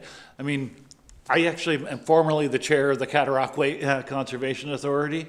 Right? I recognize that within that particular authority, there were some 9 or 11 different watersheds that led down to the Great Lakes or the St. Lawrence. Many conservation authorities have multiple watersheds. This is simply a larger version of it with some streamlining as far as the administration. But as MPP Alsop said, right, we already have a commitment from the minister that we will not lose the technical expertise. The staff they're the ones that are knowledgeable. They hold that knowledge better than any of us. And we need them to still be there, and they will still be there under this model. As this rolls out post the next municipal election and all of that, we will see some new structures developed, and I do believe that we will see a strengthening of the conservation authority processes across the province. Okay, moving on to question 26. Alto high-speed rail, there's a few here. I think you have some notes on it. We'll start with Tyler. What do you expect the provincial government's role will be as the HSR project proceeds? Well, I think my answer is fairly short. MPP, maybe we'll do a good cop, bad cop, I don't know. But MPP Brzee is the parliamentary assistant to the Minister of Transportation, and so I don't usually do a buck stops over there. But if you wanted to go first, and then maybe I can fill in at the end, I would appreciate that. Thank you very much, and thank you, Your Worship. Yes, I am the parliamentary assistant to the Minister of Transportation. I would also say that the current suggested paths for the HSR are much more distinctly coming through my riding area. There's a wide swath. Unfortunately, right now, the information that we're getting from Alto is still fairly vague. Okay? The federal government is moving forward with this, and for a long time, the answer was, the federal government's doing this, the province isn't involved. Well, now we are. Now we get to share the concerns. I hear from landowners, farmers, municipalities, all over the place that there are challenges with the way this is being projected right now. But it's also being projected very, very vaguely. So as we move forward, we will work with the federal government to improve this. One of the things for me personally, and in my role as the parliamentary assistant, I want to see this well integrated into the existing rail networks, the existing transit systems that we have. It's really important that this becomes, call it a web, a structure that everyone can use so we see the benefits for everyone. Right? We need to ensure that as it progresses, have a minimal environmental impact, minimal, I'll say municipal impact. Again, not so much here, but just to the north of us, as that rail line goes through, there will be concerns about emergency services being able to get across that line and where those overpasses, et cetera, are. We need to work with the federal government to ensure that all of these are addressed and addressed well, so that we can actually have a good program. The concept of high-speed rail, or actually I think I would have preferred originally the high-frequency rail, right, it is a good one. Right? The challenge is the deployment. I mean, our premier has come out and said that he would prefer it along the 401 corridor. That's an option, but it also has its own challenges in execution. We need to work with them to make sure that this actually ends up being something that we can tolerate. Well, I think tolerate is the word. Quite frankly, I don't like it. I read an interview the other day that I believe that Councillor Brown had done, where you likened it to the 401, but the key difference is you don't have all the on-ramps for municipalities. I think that's a major consideration. That was a project that involved extensive expropriation, a lot of consultation, but it's something that connects all of Southern Ontario together and allows for the economic development to occur. If you have a stop in Peterborough and Toronto and Ottawa, That does nothing for the communities in between. You look at the fact that they'll have to deadhead a number of different roads. Not only is it a problem for emergency service vehicles, it's a problem for the irregular flow of traffic, it's a problem for farmers, right? Some farmers are going to have fields on both sides of this project, and they will have to drive to whenever the local overpass or tunnel is in order to be able to then get to their field. When things take longer for farmers, it drives up the price of food. I am a supporter of high-speed rail. It works great in many countries. I mean, if you go to Japan and you see what they're doing there, it's incredible. This is slated to be 60 to 90 billion. That probably means it's over 100. They're talking, I think, 10, 15-year timeline. It probably means it's going to take a lot longer than that. I foresee a lot more problems with this than I think it solves. This is something that, certainly my constituents in Quinte West have been reaching out about in terms of what this will mean for them, expropriation of land. And I think that there's been a real emphasis put on speed that is sort of, to the detriment of all else. They want to be able to go 300 kilometers an hour. I think if you added stops and brought that average down to 200 kilometers an hour or 150, and I am not a locomotive engineer or a physicist, or you all know me and you know that not to be the case. I think that the emphasis on we've got to get from Toronto to Montreal in 2 hours. Why? If you had more stops, you'd have more benefits for communities. You'd have more economic development across communities. It would mean that someone from Belleville who wanted to get to Montreal on the high-speed train wouldn't have to drive up to Peterborough for an hour and a half and then go. I think as currently constructed, it doesn't make a lot of sense. There's a question in there about how will you power it. We're building out significant nuclear capacity and thousands of megawatts. And, I think that from the power standpoint, that's not going to be the problem. It's going to be everything else about the proposal. So I've not been supportive of it. I don't think they're going about it the right way. If it was on the 401 corridor, I think that would be significantly better. However, I understand that a 300 kilometer an hour train can't do the same radiuses as a 120 kilometer an hour highway. So there's challenges with that. I think if the federal government was looking to spend 60 to 90 billion dollars, there would be other places that I would put it. Okay, I don't think you guys know anything on the electrical component. Question 29. Rick, I don't know if you know anything on that right now, or that would be a question you have to get back to us. Again, at this point, the proposals that from Alto are, are vague enough. We know that it will require, assuming it goes ahead, it will require power. But as MPP also said, we are also growing the capacity in this province to have power to ensure that we meet the industrial needs, to ensure that we meet all the needs across the province into the future. GO Train, that was in there too, did you? Just quickly on that, so we had a presentation about Alto. I was not impressed with that presentation. On the first slide, there was something that said, it'll save $3 billion in carbon dioxide. And I said, so that's not how you measure carbon dioxide. Usually it's in tons. So what does $3 billion of carbon dioxide mean? It got really quiet in the room. They later said that it'll save money because we won't have to subsidize it like VIA. And I said, well, are you going to remove the subsidies for VIA? No, absolutely not. Well, then how does that save any money? You're just spending new money. And so you're saying that this one won't need to be subsidized like that one, but that doesn't save you on what you're already doing, plus the cost of the new thing you're doing.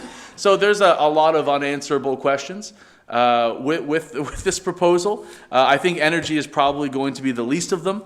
But yes, I have not been supportive of it and maintained that position. Okay.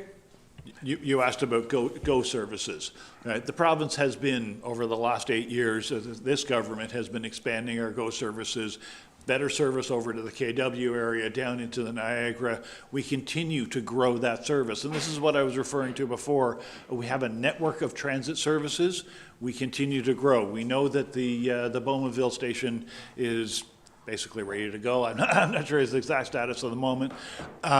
We will continue to look at that, continue to look at the expansion of that GO service as it's appropriate.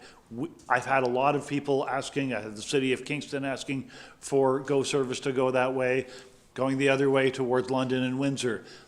We will do what makes sense and what is affordable, but we've spent, I think it's $30 billion we're now at in expanding our transit services across the province, and we'll continue to enhance that. Okay. That ends our questions. We'll take a 5-minute break and then come back, and that's fine with you? You have to be out of here. I know you have an appointment, but maybe a couple questions to come back with? Okay. Perfect. Okay, thank you. 5-minute break.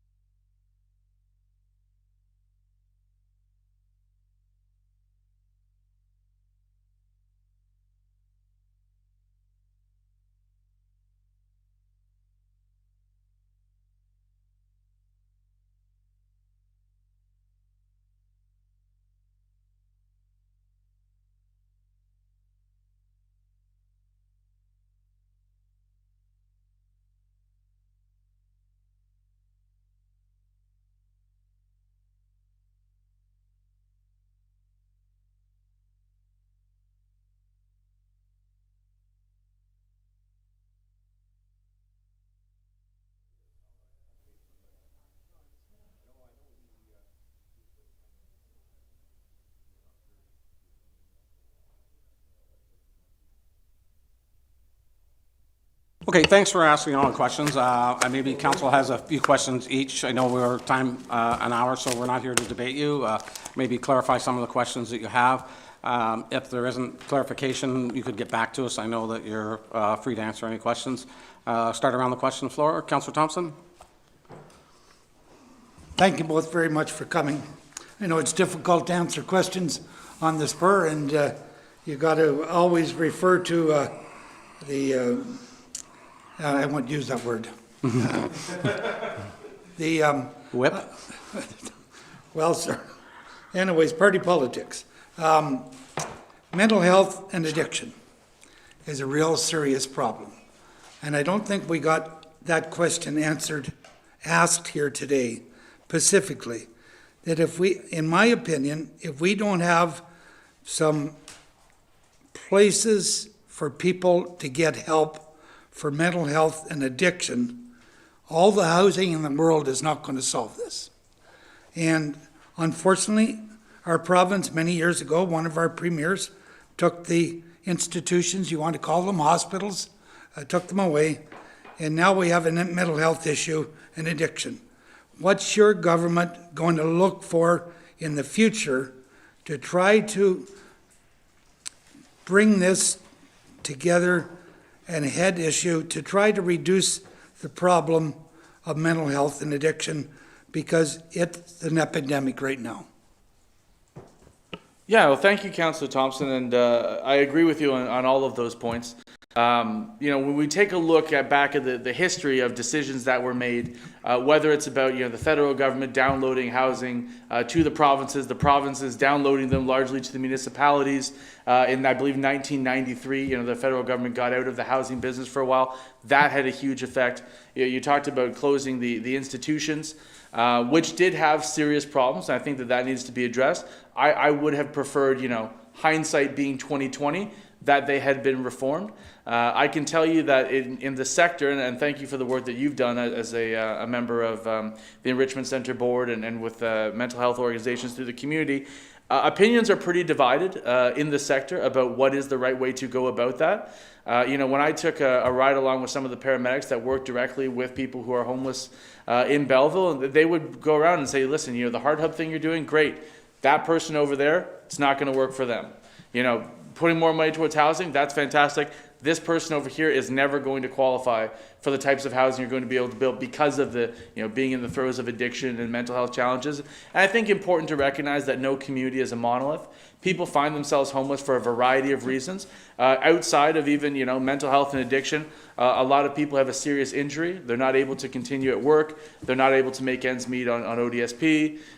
People get involved in hoarding and get evicted for that reason. I mean, there's a number of different challenges. One of the biggest drivers of homelessness, about 50% of people who experience chronic homelessness as an adult first experience it as a child. And the vast majority of children that experience homelessness is because of family breakdown, largely because they're kicked out of the house, whether they're using drugs, whether they're interested in things that disagree with their parents politically, but also a lot of kids who are part of the LGBTQ community end up getting put on the streets because the parents say that's not going to happen in my household. So I think there's a lot of things that government can do. On a family level, I would say young people respect and accept your old people. Old people respect and accept your young people. If we can do that and keep people in the situations where they are, we're going to significantly decrease downstream homelessness, and that's not through a funding program. As it relates to institutions, I think that there are people that will not be able on their own to access care, will not be willing to do that. There is some question about, are those larger congregate living situations actually better for people? But I certainly think that if they don't have anywhere that they will elect to go on their own, that there is a need for treatment. And so the Heart Hub will be a voluntary form of that. I know there have been discussions about institutionalization in a larger context. We don't have anything to announce on that, obviously. I mean, those are very in-depth, long-term consultative discussions, but I would tend to err on the side that for those people that won't get treatment for other reasons, I don't think we're doing anybody any favors by leaving them on the street and not providing institutionalized care for them. Did you want to add to that, Rick?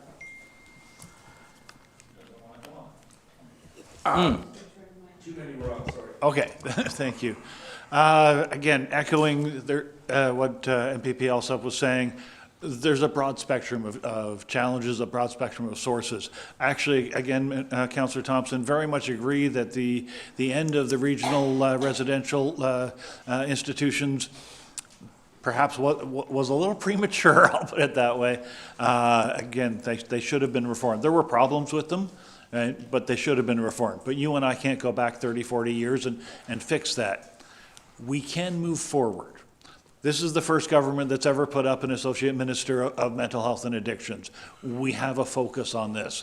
I actually had that previous minister, up into the Bancroft area. Because again, one of the things that it is, I'll say, relatively new is seeing all of the addictions and homelessness challenges in the smaller communities. I mean, again, when we were young, we thought of it as a downtown Toronto issue. And it's certainly not that anymore.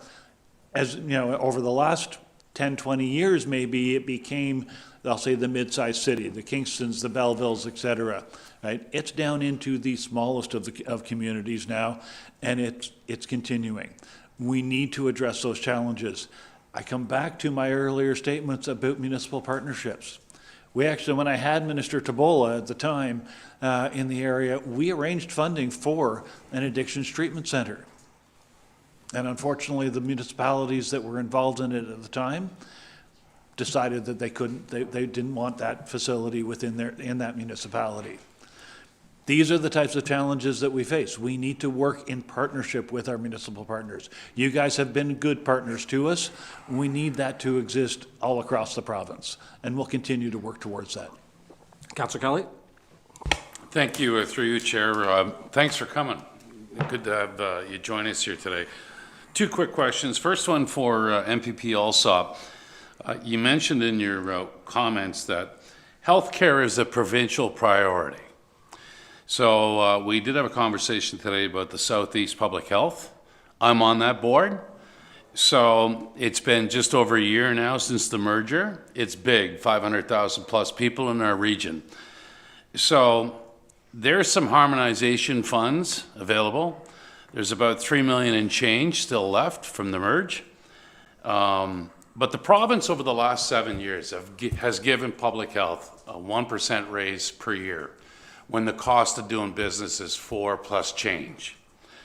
You mentioned the model 70-30. That's not always across the province from all the different public health. Sometimes it's 70-25. Southeast Public Health needs a 65-35 split to make this work.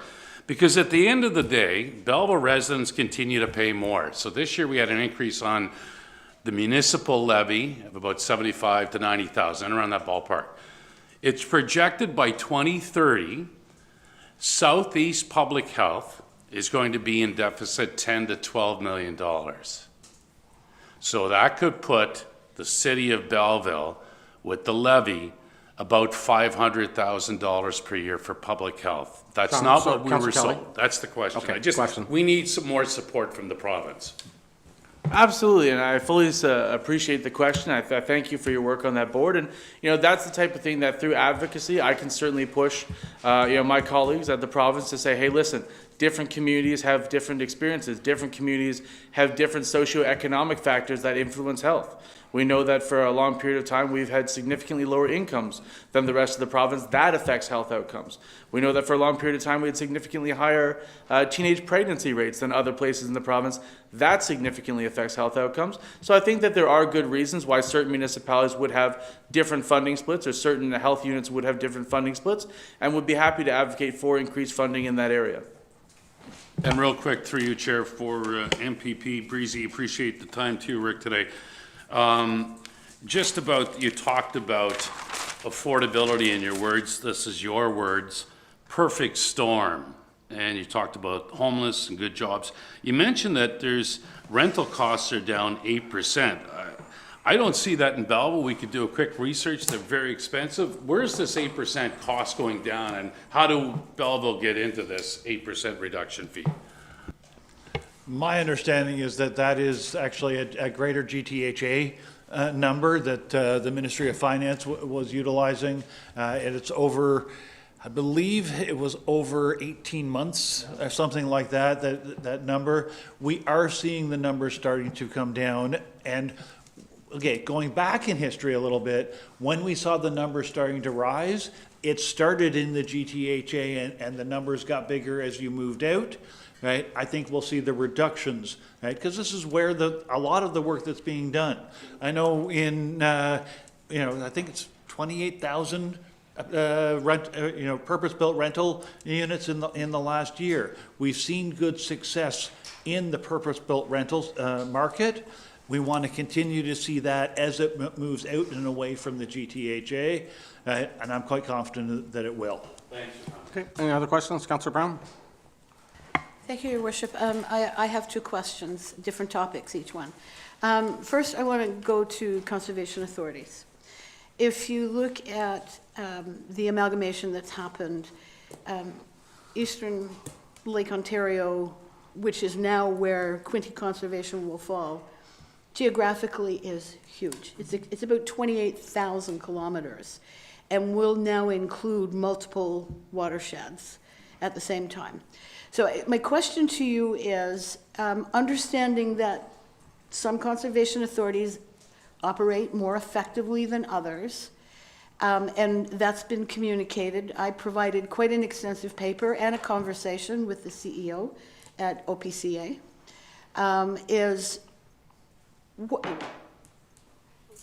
rather than fixing the problem in the areas where problems may exist, why did the provincial government feel that it was more important to amalgamate as a whole with all of those problems still intact?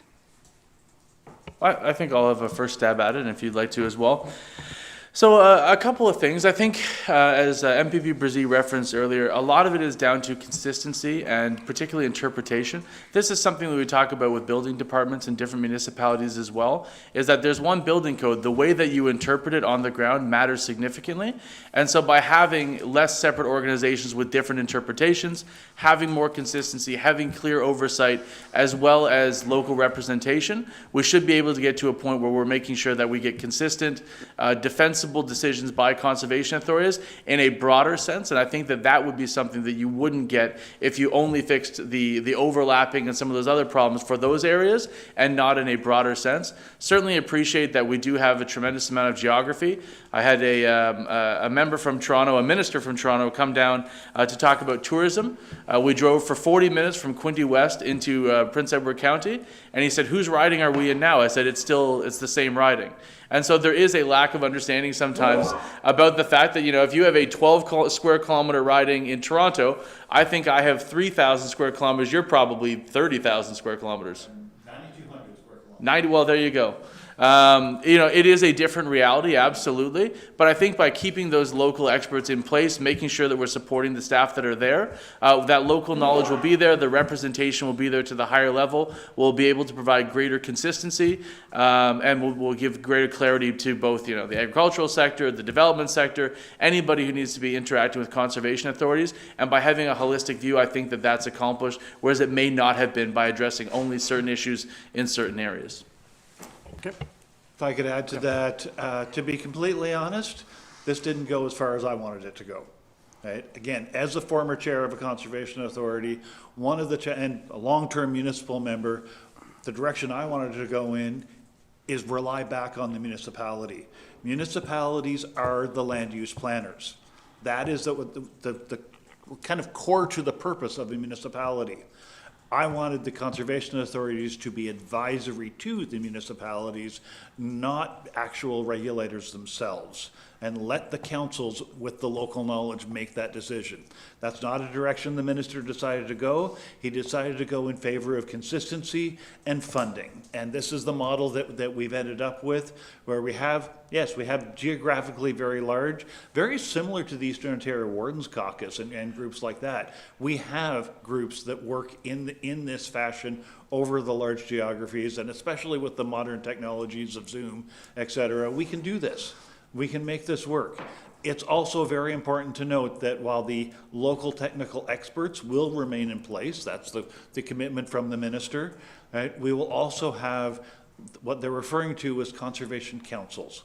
the very local. And I actually refer back to the Quinte Conservation, because when I was a member of the Quinte Conservation, I was actually a member of the Napanee Regional Watershed Association, which was a sub-part of the Quinte. There were 3 sub-watershed groups associated with the Quinte, and the Quinte was an amalgamation of those. This is a very similar process. It's in the last 20 plus years, it hasn't been about single watersheds, or we would have literally hundreds of conservation authorities.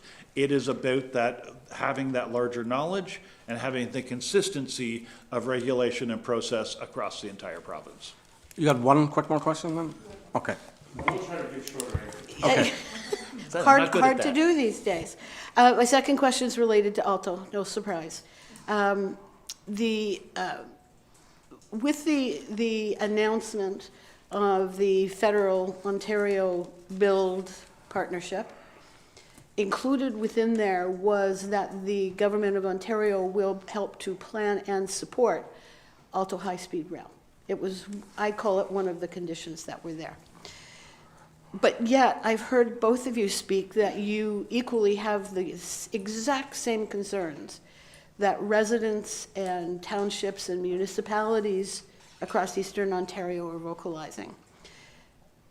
What role do you see the provincial government now taking to try and, well, while the condition of getting the funding, the 8.8 billion, is that you will support it provincially, how do we use that, our provincial voice, to help change the direction of what is and isn't being communicated, and the decision-making that's happening, whether it's the northern or the southern route?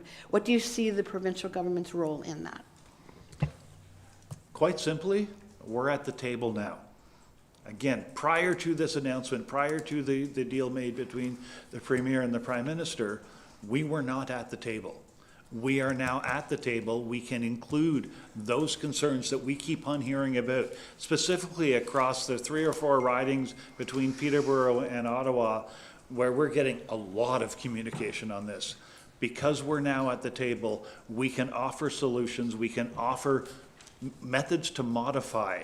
Right? We are part of the planning process now, as opposed to outside it. And I'm actually very grateful that we're now at the table. Okay, that's good. Did you want to make a quick one? Very brief. I agree with everything that MPP Brizzy said. And I think that for members of our community who are concerned, who have, I think, very valid issues with the project, I think you've just heard that your members also have concerns, and we share your concerns. And now that we're going to be part of the planning and the rollout of this high-speed rail line, we're certainly going to bring those comments to bear and make sure that those voices are represented, because I think it's a significant concern for not only the members of the community, but your MPPs as well. And I think that there was a mention earlier about party politics and being on message. It's not a hive mind over there. We all have different ideas, and we certainly bring them forward and not shy to tell you how we feel about those issues. Okay, Councilor Wright Miller, then Councilor Carr. Thank you very much, and thank you, both of you, for coming. Great information. We really appreciate it. I'm going to jump on the courthouse and policing costs. The court security and prisoner transfer falls on the shoulders of the Belleville taxpayers, as we know. Sorry, could we just go to questions rather and do your preamble? We're really running very tight for time. Okay, well, I just wanted to announce, and I may get in trouble for this too, we lobbied Minister Kersner. We met with him in Roma, and we've sent letters on behalf of the BPS, and we just got commitment that he is going to up our funding by $205,000 this year. However, we're going from 2025, we have a deficit of almost $950,000, and reports are in March that detainees up 135%, bail hearings up by 131%, so this trend is going to continue, so we'll probably eat up most of that money. However, we appreciate that very much. Would you continue to advocate for us for funding for this municipality? Because it is all coming down on the shoulders of the Belleville taxpayers. No one's sharing in the costs. None of our neighbors, and all of the prisoners are not from Belleville. So could you help us with this problem? Absolutely, and happy to continue to advocate on it. I'm glad to hear that. So I knew that I couldn't announce it. You've announced it. That's fantastic. It doesn't go all the way there. as we find, change is sometimes incremental. But I think that this is an acknowledgement that there is work to be done. We're committed to doing that work. We put forward that $205,000, and we'll continue to lobby, as I know that you will. I'll continue to hear from yourself and from Heather, and continue to meet with Minister Kersner and see how we can continue to build upon that as we move forward to make sure that Belleville taxpayers get a fairer split of the bill. Okay. And if I could add to that, Minister Kersner and the Premier have both been very, very clear. We want to improve the bail system. We want to make sure that people who are repeat criminals actually stay behind bars through that process. That said, that requires more investment in our detention centers, more investment in the jails across the system, and we're doing that. Right? So those costs are borne by the province.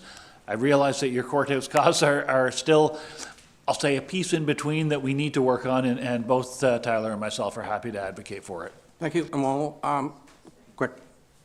Sorry, my second quick question was just the 77 million that's been allocated to the OPP for their funding, their lack of budget funding. The optics of it. We're all under the same act. We all work under the same act. We have to provide adequate, effective policing. Municipalities with their own services do not get any funding. Is this something you could look at to try to change this funding model?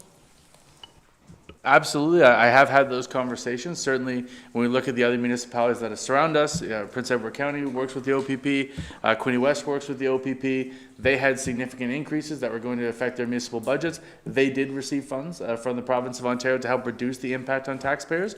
I'll continue to advocate that for municipal services as well. And if I could just, at least by way of a bit of an explanation, the OPP contract was renegotiated, had a significant back pay component to it, which led to those municipalities who are using OPP seeing a very sudden and very significant increased cost, right? So it was the OPP served communities that got that relief for that sudden increase in cost, and it's more of a phased in to a maximum of 11%, right?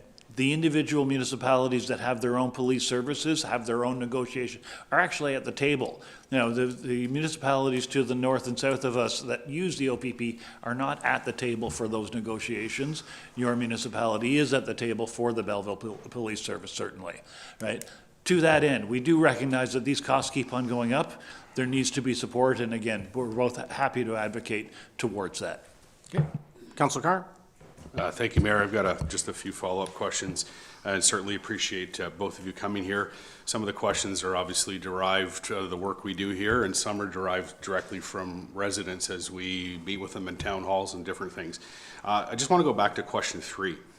And Excuse me, could you pull 3 up, if we could?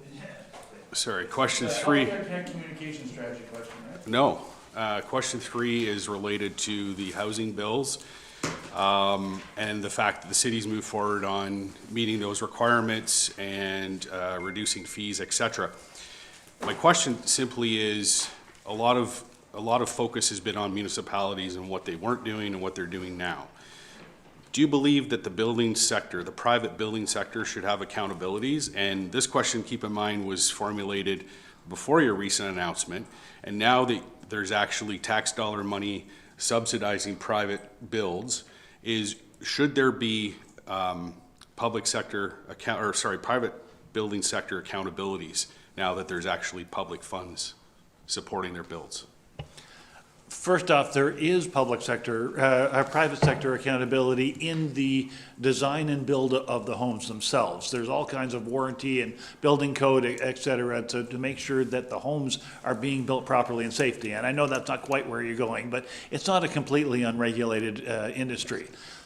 Moving toward making sure, and I'll say the basis of one of the questions was about, builders and developers who have land and they're sitting on it. Right, making sure that they're actually participating in it. As was noted by MPP Alsop, we need to make sure that there is a good economic model for them to be encouraged to build. That means working with the municipality and working, lowering DCs and all of that. It means lowering the taxes, which the HST, which we've done. Right, we've got to set them up for success, or they won't do it. We don't tell private businesses how to run their business, but we need to encourage them to move forward with that. Also, MPP Alsop did mention the idea that we've added some functions so that where developers are sitting on land, you can terminate, you can have a time limit on those plans of approval, et cetera. So we are working towards ensuring that our development community is very aware and able to move forward. Yeah, and so to just build on that, and I don't usually like to refer directly to my notes, but I will in this case, just to make sure that we're very clear on the answer that I provided earlier, relative to some of the changes that have occurred in housing bills that put accountability on the private sector, which I think is to the heart of your question. So through legislative change in the Cutting Red Tape to Build More Homes Act 2024 and the Provincial Planning Statement, Ontario introduced a new framework that gives municipalities new tools to enact use it or lose it bylaws that allow them to reallocate servicing to more shovel-ready projects. This act also enhanced lapsing provisions in the Planning Act for subdivision and condominium development and provided a discretionary lapsing plan for site plan control, allowing timeframes for conditions to be met. Ongoing efforts to streamline and review the building code and official plans will give developers more certainty about the requirements and should help them to build sooner. I also meet with the development industry. I've met several times with Quinte Home Builders Association. I can tell you that in the conversations that I have with them, not only do we discuss some of the municipal challenges, and I think I was pretty clear in my answer that I think our municipality has done quite a good job at getting things approved. I don't think that, I certainly didn't consider you to be an obstructionist. I think anyone who watched those meetings probably didn't consider me to be one either. I do also hold the building industry accountable as well, and I say, why aren't you building things? What is it that you need? Why are you asking for approvals on things that you don't expect to be building anytime soon? And so I do personally, the province does as well through legislation, try to hold the building community as accountable as we can. Okay, another question? Yeah, I got a couple. Moving on to question 6, just in relation to, and you had mentioned some of the funding is ending in 2028, and there will likely be some new funding. And a few of us here sit on Hastings County Community Human Services, and the biggest thing we hear, and MPP Breezy, you referred to this as the fact that at the local level is where the operational decisions are made. And we're hearing from the leadership at Hastings County that not only is the funding ending, but then there's not really anything known as to what's occurring after that. And to operationalize funding and to make sure that it's predictable so that it can be planned accordingly, local governments need to know about it. So there's obviously angst amongst the committee as we see that money starting to end and no real announcements in terms of what's coming next. As you can imagine, Hastings County now is struggling with how do we plan for the future to ensure, particularly when it comes to capital repairs of an aging housing stock and also helping with rent subsidy. And as rent continues to go up here, at least locally, or stagnate at high levels, people are struggling to get by. There's not that much money to support. So what can we, and obviously you don't have an announcement today, but in terms of going forward here, how soon can local governments expect stable, consistent money in announcements in advance so they can plan accordingly? And again, if you could, I guess this might be an answer you have to get back to us. I do have to get back to you. I don't know when that announcement's going to come forward. I will say that for the most part, the province has helped with the capital side, capital repair or new capital build, and had fairly consistent funding with regard to that operational side. So I agree. The local authority needs the ability to have those long-term plans. You don't build something that's going to last for 25 years without knowing that you can fund it, right? So you need to have those, and again, I'm more than happy to advocate towards having those long-term commitments from the province. I don't have an announcement today. Okay, next question. Just a quick additive to that, I think, in my answer about the Ontario Community Infrastructure funding, as well as my answer about homelessness and mental health funding, I've always been a proponent of long-term, stable, predictable funding. It's better from a planning perspective. Everyone knows where they stand. We'll continue to advocate for that as this program is phased out to make sure that whatever comes next is predictable and allows them to build that basis for the programs that they need to offer to support the residents of the city of Belleville. Thank you. Mayor, just two quick clarifications. So question 10 regarding Healthcare Connect, and that was one of my questions. And I hear from many residents who say, and I'm encouraging them to sign up because I think that's a barometer for the government to know what the real need is out there. Then I get residents who've said, I've been on it for 7, 8, 10 years, and I'm just sitting there. So that's kind of where that brokenness comes in. You know, I've watched a lot of television, a lot of sports, and I see a lot of Protect Ontario commercials and those great cartoonish type things of putting pipes in and building hydro plants. Would it be worth the provincial government to be spending some money to actually advise residents to say, look, particularly with the primary care action plan, and I've certainly been touting what you've been doing there, and I appreciate the fact that you're telling us that maybe we need to get out of the recruitment business because of the fact that you have a plan. Should the provincial government actually be putting some money into advertising to communicate to the population out there to say, look, if you're not on Healthcare Connect, you really should get on it because that is the mechanism in which we can connect you to primary care? Absolutely. And again, I'm more than happy to carry that suggestion to the minister on that. I know there has been some advertising.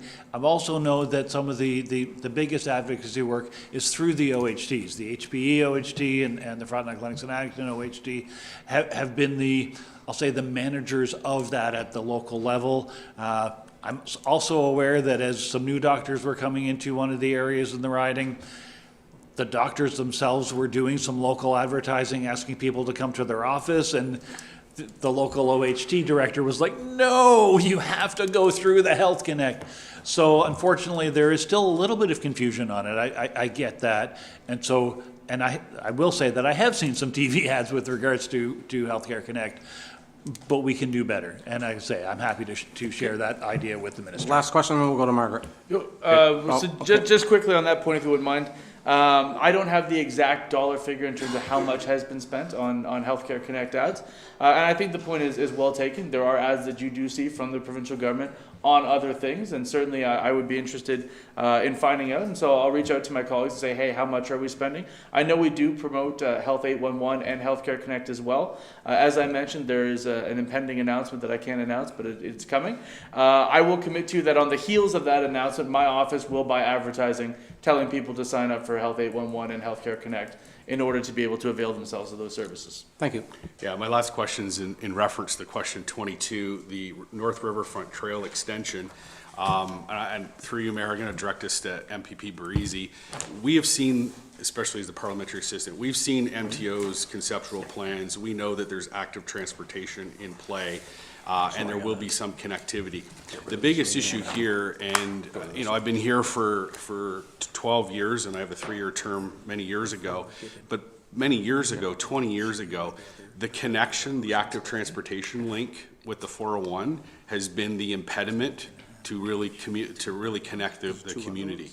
And more so as that has been one of our developable areas, and housing continues to explode in that area. Residents are saying to me, they're looking for safe ways to get over the 401. Sydney Street, we have addressed some of the paving there that I spearheaded in a previous term, but now we're at a crossroads with 62 and 37. And I know there's conceptual plans, but can you assist us in looking at, because we have detailed design, we have engineers design saying that we can do a trail under the 401, similar to what we've done down here in previous councils. Can you help us move that forward? Because the connection that people need, they needed it yesterday. And I know that the plans for the 401 are in play, but that's going to take time with those capital builds. Can we get your support to look at this alternative, knowing that we have detailed designs and an engineer and saying that it can be done, and we can close the trail down at high river events and stuff like that? Okay. Wrap her up. Quick answer to because the mayor wants a quick answer? Yes. Okay, I'm happy to advocate for that. Okay, last questions, Councillor Sue? Thank you, His Worship. I've written down the questions, so it'll be quick.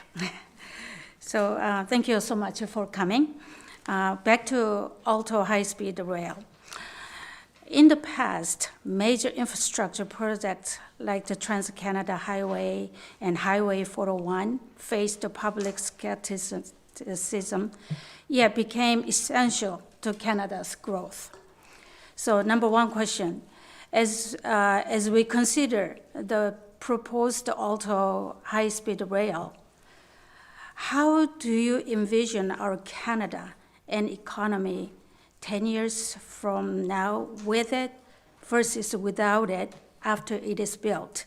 And my second question is, have you considered the environmental impact of high-speed trains in other countries such as South Korea, China, France, Spain, Germany, Italy, and others? Have you looked at those countries and the economic impact of the projects? Thank you very much for the question. Actually, this is something that I've been really focused on.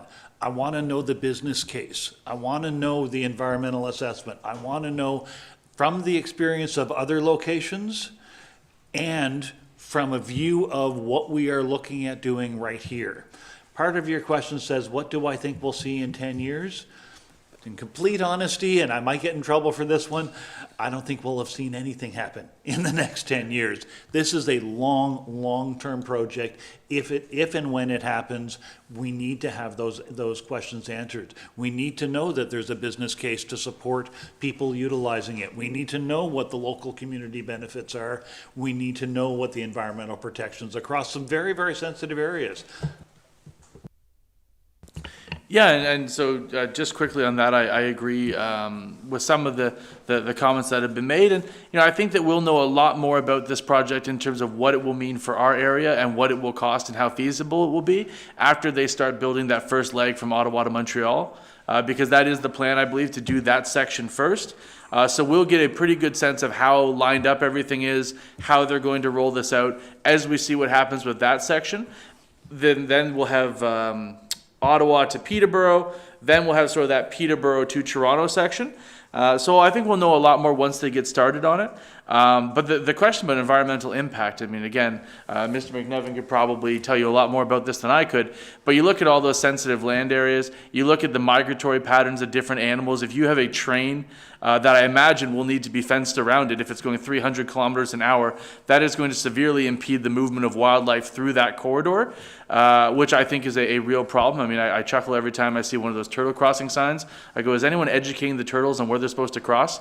It seems like that would be a much larger project.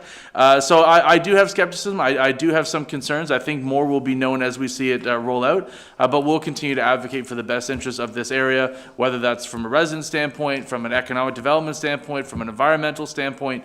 We're going to be here to make sure that those concerns are heard. Thank you so much. Thank you. And that concludes our meeting. I'd like to thank both of you. I know, Tyler, you've got a schedule, and hopefully everything goes good on your end. Rick, thanks for coming today. With that, the Committee of Whole does now rise and return to Council at 12:08 p.m. Moved by Councillor Carr, Councillor Wright Miller, all in favor, carried. Need a motion to pass bylaw 2026-030 be read and passed today. Councillor Breeze, Councillor Wright Miller, you had your hand up. Councillor Sue, all in favor, carried.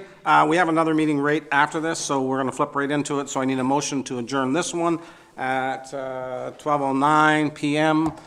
Moved by Councillor Kelly, Councillor Wright Miller, all in favor, carried. 2-minute break, and we're back into the next meeting.